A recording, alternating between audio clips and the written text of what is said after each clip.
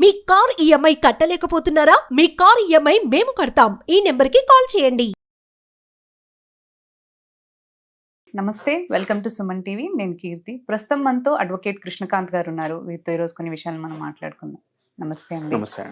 ఇప్పుడు 498A section అనేది నార్మల్గా మనకి అబ్రాడ్ లో నుంచి ఇండియాలో ఉన్న పర్సన్ పైన వేయచ్చు అంటారా? డెఫినెట్ గా వేయచ్చు అండి. ఎందుకంటే 498 అనేది జనరల్లీ మనం ఎందుకు పెడతామంటే ఒక లేడీస్ కున్న రైట్ అది. ఎవరైతే ఒక భార్య భర్త మీద వాళ్ళ ఫ్యామిలీ వల్ల కానీ చాలా బాధపడుతుంది, క్రూయాలిటీకి లోన్ అవుతుంది అన్నప్పుడు ఆ భర్త మీద అతని యొక్క ఫ్యామిలీ మెంబర్స్ మీద ఈ కేసు పెట్టే ఛాన్సెస్ ఉంటాయి అన్నమాట.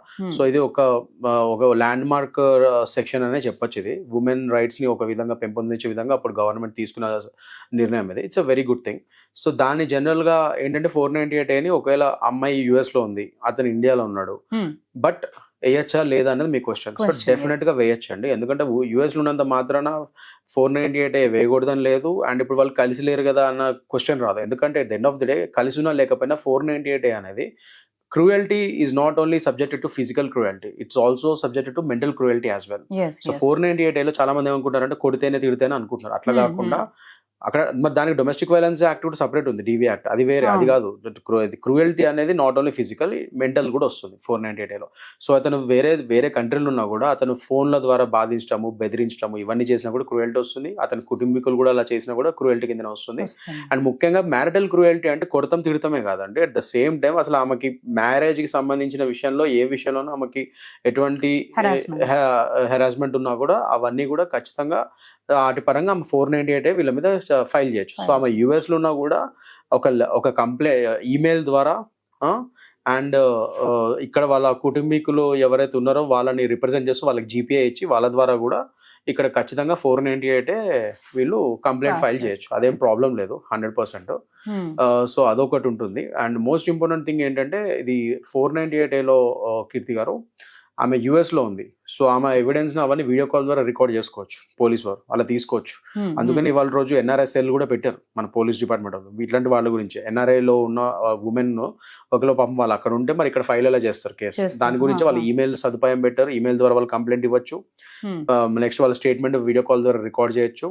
అండ్ విట్నెస్లు వాళ్ళు ఎవరైతే వాళ్ళ ఫ్రెండ్స్ కానీ వాళ్ళ ఫ్యామిలీ కానీ తెలిసిన వాళ్ళు ఉన్నారో, ఎవరైతే వీటికి సంబంధించిన సాక్ష్యాలు తెలుసో వాళ్ళకి ఒక విట్నెస్లు ఉన్నారో వాళ్ళని వాళ్ళు ఇక్కడ ఇండియాలో ఉంటే వాళ్ళకి చెప్తే వాళ్ళు వచ్చి వాళ్ళ స్టేట్మెంట్స్ కూడా వీళ్ళు రికార్డ్ చేసుకుంటారు పోలీస్ వాళ్ళు. సో ఇవన్నీ వెసులుబాట్లు ఇచ్చారు.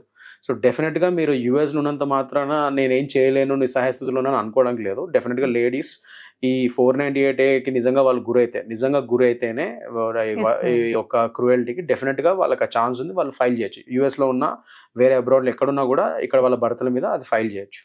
కానీ ఇంకో బాధాకరమైన విషయం ఏంటంటే కీర్తి గారు, చాలా మంది ఉమెన్ దీన్ని మిస్యూజ్ కూడా చేస్తున్నారు. అది అతిశయోక్తి కాదు మనం ఆలోచించడంలో. ఎందుకంటే డెఫినెట్లీ వాళ్ళ రోజు మనం చూస్తే వీటి సక్సెస్ రేట్ కూడా 498 కేసెస్ సక్సెస్ రేట్ కూడా 60 to 70% అసలు ఫెయిల్యూర్ రేటే ఉంది. Only success rate only 20 to 30% ఉంది. అది ఎందుకంటే డెఫినెట్ గా చాలా మటుకు ఎక్కువ ఫాల్స్ కేసెస్ పెడుతున్నారు, అందుకనే మిస్యూజ్ చేస్తున్నారు. సో ఫ్యూచర్ లో అది కోర్టులో ప్రాసిక్యూషన్కి వెళ్ళినప్పుడు అవి నిలవట్లేదు, నిజంగానే అవి డిస్మిస్ అయిపోతున్నాయి, ఎందుకంటే ప్రూవ్ చేయలేకపోతున్నారు కాబట్టి. సో డెఫినెట్లీ ఈ విషయంలో కూడా ఒక విధంగా కోర్టులు కానీ ఇవన్నీ ఆలోచించి కొన్ని అమెండ్మెంట్స్ తీసుకురావాలి, మన ప్రభుత్వాలు కూడా అమెండ్మెంట్ తీసుకురావాలి. Women rights are very important, లేడీస్కి రైట్స్ ఉండాలి ఖచ్చితంగా. At the same time men's rights గురించి కూడా కొద్దిగా అమెండ్మెంట్స్ తీసుకురావాలన్నది నా ఆలోచన. ఎందుకంటే డెఫినెట్లీ మెన్ ఇలాంటి వాటిలో చాలా అబ్యూస్కి గురై, ఇలాంటి ఫాల్స్ కేసెస్కి వాళ్ళ అబ్యూస్కి గురై, వాళ్ళ రెప్యుటేషన్ పై, వాళ్ళ పరువు పై, వాళ్ళది ఇంకా చాలా ఈ ఫిజికల్ హెరాస్మెంట్ అండ్ మెంటల్ హెరాస్మెంట్కి గురవుతారు వాళ్ళు మొగోళ్ళు కూడా. కానీ ఆ విషయం మీద ఎవరు మాట్లాడరు. ఇదివరకు కూడా మనం వేరే ఛానల్స్ లో మాట్లాడాను నేను, అండ్ ఇప్పుడు మన ఛానల్లోనే ఇదివరకు కూడా ఒక ఇంటర్వ్యూలో చెప్పాను నేను. So definitely men's rights are also important. So దాని పరంగా అమెండ్మెంట్స్ తీసుకురావాల్సిన బాధ్యత మన గవర్నమెంట్ కి అండ్ కోర్ట్స్ కి, జ్యుడిషియరీకి కూడా ఉంది. సో దాని పందాల్లో కూడా ఆలోచిస్తే, అండ్ ముఖ్యంగా మోస్ట్ ఇంపార్టెంట్ థింగ్ కీర్తి గారు, ఇలా ఫాల్స్ కేసెస్ పెట్టే వారి మీద కూడా మన స్ట్రిక్ట్ యాక్షన్, అంటే ఒక కొత్త అమెండ్మెంట్ ఎలా అంటే ఇలాంటి ఫాల్స్ కేసెస్ పెట్టే వాళ్ళ మీద కూడా ఒక 10 ఏళ్ల జైలు శిక్ష పడుతుంది అని ఇలాంటి కొత్త అమెండ్మెంట్స్ తీసుకొస్తే ఈ ఫాల్స్ కేసులు తగ్గిపోతాయి. డెఫినెట్ గా శిక్షా స్మృతి పెంచుతాయి. ఇలాంటి వాటిలో ఫాల్స్ కేసెస్ పెట్టే వాళ్ళ మీద వాళ్ళు భయపడి ఇలాంటి ఫాల్స్ కేసెస్ పెట్టరు కదా, అప్పుడు డెఫినెట్ గా వాటి పర్సెంటేజ్ తగ్గిపోతుంది. సో ఇలాంటి అమెండ్మెంట్స్ కూడా తీసుకురావాలి. ఎవరైతే ఫాల్స్ కేసెస్ పెడతారో వాళ్ళ మీద కూడా స్ట్రిక్ట్ యాక్షన్ ఉండాలి అనే సెక్షన్స్, అలాంటి కొత్త అమెండ్మెంట్స్ తీసుకొస్తే డెఫినెట్ గా ఇలాంటి ఫాల్స్ కేసెస్ వల్ల అబ్యూస్ కి గురయ్యే మెన్స్ రైట్స్ కూడా మనం కాపాడిన వాళ్ళం అవుతాం. At the same time saying that women rights, ladies కూడా ఈ డొమెస్టిక్ వైలెన్స్ కి అండ్ ఈ మ్యారిటల్ క్రూయల్టీకి లోన్ అవుతారు అన్నది 100% నిజం. అది అందులో ఎటువంటి డౌట్ లేదు. ఉమెన్ కూడా చాలా బాధల్లో ఇలాంటి పడుతూ ఉంటున్నారు. ఉంటారు. సో అవును. అలాంటప్పుడు వాళ్ళ కోసమే స్పెషల్ గా ఇలాంటి సెక్షన్ 498 అనేది పెట్టుకున్నారు. Correct. సో డెఫినెట్లీ దాన్ని కరెక్ట్ యూజ్ చేయండి. నిజంగా మీరు లోన్ అయితేనే ఖచ్చితంగా దాన్ని యూజ్ చేసే హక్కు మీకు ఉంటుంది. అది మీరు ఫారెన్ లో కూర్చున్నా సరే హ్యాపీగా మీరు అక్కడ నుంచి కంప్లైంట్ మీరు ఈమెయిల్ ద్వారా వాటి ద్వారా కూడా మీరు ఇక్కడ పోలీస్ వారికి కంప్లైంట్ ఇచ్చి మీ వీడియో రికార్డింగ్ మీ వీడియో కాల్ ద్వారా మీ స్టేట్మెంట్ రికార్డ్ చేసి 100% మీరు 498 కేసు ఫైల్ ఫైల్ చేయొచ్చు. చేయొచ్చు. 100% వెసులుబాటు and at the same time మీరు మెన్స్ కి కూడా అదే అవకాశం కల్పించాలి అంటే మెన్స్ కి కల్పించాలంటే అమెండ్మెంట్స్ తీసుకోవాలి. ఇప్పటికైతే అసలు మెన్స్ కి అలాంటివి లేవు. లేవు కదా. సో అలాంటి అమెండ్మెంట్స్ రావాలంటారు నేను. అదే. ఎందుకంటే చాలా మందికి వాళ్ళు తెలుసు మన దేశంలో చాలా మందికి తెలుసు ఏంటంటే మొగోళ్ళు కూడా డొమెస్టిక్ వైలెన్స్ కి గురవుతారు. అవుతున్నాయి. ఎంతమంది భార్యలు మొగోళ్ళను కొడుతున్నారో అది మీరు యూట్యూబ్ లో కొన్ని సీసీ ఫుటేజెస్ ఉన్నాయి, చూసి. అవి చూస్తే తెలుస్తుంది. కానీ మొగోడు బయటకు వచ్చి చెప్పుకోలేడు లేడీస్ లాగా భార్య కొడుతుందనే విషయాన్ని వాడు చెప్పుకోలేడు. ఎందుకంటే సమాజంలో ఆ సోషల్ స్టిగ్మా ఉంది, అది మనం Yeah, కాదనిలేం. మొగోడు విను వెంటనే తను తిన్న సిగ్గు లేకుండా అని చెప్పి Correct. అంటారు. దట్ ఈస్ దేర్, అది ఎవరు కాదనిలేడు. మరి అలాంటప్పుడు ఆ మొగోడు ఎవరికి చెప్పుకుంటాడు? ఇంకా వాడికి దాని తగ్గట్టు లాస్ లేవు, రైట్స్ లేవు, మళ్ళీ చెప్పుకోవడానికి బయట సొసైటీలు ఒప్పుకోదు. ఇవన్నీ ఉన్నప్పుడు మరి వాడికి ఎక్కడ పోతాడు, ఏం చెప్పుకుంటాడు? సో మొగోళ్ళు కూడా ఖచ్చితంగా వీటి మీద ఇట్లాంటి అమెండ్మెంట్స్ రావాలి గవర్నమెంట్ నుంచి. మొగోళ్ళ రైట్స్, మెన్స్ రైట్స్ కూడా కాపాడాలని నేను అంటాను. At the same time women rights ఇప్పుడు ఏదైతే ఏమున్నాయి లేడీస్ రైట్స్, ఇవి కూడా ఇంకా మంచిగా పెంపొందించే విధంగా ఇంకా ఎలాబరేట్ చేయాలి. వీళ్ళకి కూడా మంచి రైట్స్ ఉన్నాయి ఆల్రెడీ, అవి సద్వినియోగం చేసుకోవాలి. ఉమెన్ మిస్యూజ్ చేయకూడదు, వాటి సద్వినియోగం చేసుకోండి. నిజంగా మీరు లోన్ అయితే మాత్రం ఖచ్చితంగా మీరు ఎక్కడున్నా సరే అలాంటి 498 కేసు పెట్టే ఛాన్స్ మీకు ఉంది, అది ఉపయోగించుకోండి అని నేను అంటాను. అది. అండ్ నేనే రీసెంట్ గా ఇలాంటి కేసెస్ చాలా చేశానండి. సో ముఖ్యంగా ఇట్లా అమ్మాయి వచ్చి ఎన్ఆర్ఐలు ఉండే, సో ఇట్లానే వాళ్ళ హస్బెండ్స్ ఇక్కడ ఉండే అనమాట.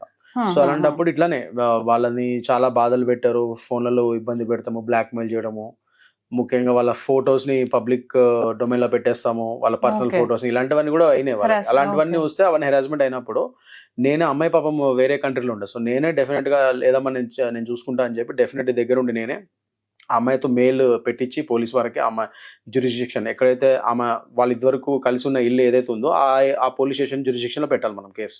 ఓకే. సో ఇద్దరు ఇక్కడ ఇండియాలో ఉన్నప్పుడు ఇక్కడ కలిసి ఉన్నారో ఆ పోలీస్ స్టేషన్ జ్యూరిస్డిక్షన్ లో పెట్టొచ్చు. ఓకే. మోస్ట్ ఇంపార్టెంట్లీ ఆ అమ్మాయికి ఇక్కడ ఆధార్ కార్డు ఉంటే ఆధార్ కార్డు అడ్రస్ పరంగా అక్కడ జ్యూరిస్డిక్షన్ లో మనం కేసు పెట్టొచ్చు. ఆ ఉమెన్ పోలీస్ స్టేషన్ పరిధి వస్తుంది అప్పుడు. సో ఆ సదరు ఉమెన్ పోలీస్ స్టేషన్ జ్యూరిస్డిక్షన్ లో నేను కేసు పెట్టడం జరిగింది. నేనే నా క్లయింట్ తరపున ఆ కంప్లైంట్ కాపీ అన్ని చేశారు. వాళ్ళకి ఆ మెయిల్స్ ఏదైతే వచ్చినాయో పంపించిందో తను, అది మళ్ళీ ప్రింట్అవుట్స్ తీసి అవి కూడా తీసుకెళ్ళి ఇవ్వడం జరిగింది. అండ్ అది కంప్లైంట్ రిజిస్టర్ చేయడం జరిగింది. అండ్ ఆ విట్నెస్లను కూడా ఎవరైతే విట్నెస్లు పెట్టుకుందో వాళ్ళని కూడా పిలిపించి వాళ్ళతో మాట్లాడిపించడము. ఒక విట్నెస్ ఆమెలాగానే వేరే కంట్రీలో వెళ్ళిపోయింది. సో ఆమెతో Okay. వీడియో కాల్, ఈ అమ్మాయితో వీడియో కాల్ మాట్లాడారు ఆ ఎస్ఐ గారు. వాళ్ళ విట్నెస్ తో వీడియో కాల్ మాట్లాడారు. ఇంకో ఫిజికల్ గానే ప్రెసెంట్ ఉండి ఇంకో విట్నెస్ ఆమెది కూడా తీసుకున్నారు స్టేట్మెంట్. సో ఇలా చేసి మొత్తానికి ఎఫ్ఐఆర్ ఫైల్ చేయడం జరిగింది. ఇప్పుడు అది కోర్టులో కేసు ఛార్జ్ షీట్ కూడా ఫైల్ అయ్యి ఇప్పుడు కోర్టులో ప్రాసిక్యూషన్ కూడా వెళ్ళింది అది. So Okay. ఇప్పుడు ఆ కేసుని పీపీ గారు చూస్తారు. సో అట్లా నేను కూడా నా క్లయింట్స్ కి అమ్మాయిలకి అట్లా హెల్ప్ చేయడం జరిగింది. వాళ్ళు ఫారెన్ లో ఉన్నా కూడా 498 ఇక్కడ చేయొచ్చు. సో నేనే చేశాను అలాంటి కేసెస్ చాలా మీరు లైవ్ లో చేస్తున్నాను. So that is there, you have every right. మీరు నిజంగా మ్యారిటల్ క్రూయల్టీకి లోన్ అవుతే గురైతే ఖచ్చితంగా మీరు అన్ని హక్కులు ఉన్నాయి. మీరు ఎక్కడున్నా మీ భర్తల మీద వాళ్ళు నిజంగా అన్యాయం చేస్తున్నారు మీకు అనుకుంటే మీరు ఆ 498 ఫైల్ చేయొచ్చు. అది కానీ ఉంది కదా అని ఆ సెక్షన్ ని అబ్యూజ్ మాత్రం చేయకండి. ఇది ఒకటే నా విజ్ఞప్తి లేడీస్ కి, నేను ఇది ఒకటే అడుగుతున్నాను అంతే. Thank thank you. యూ.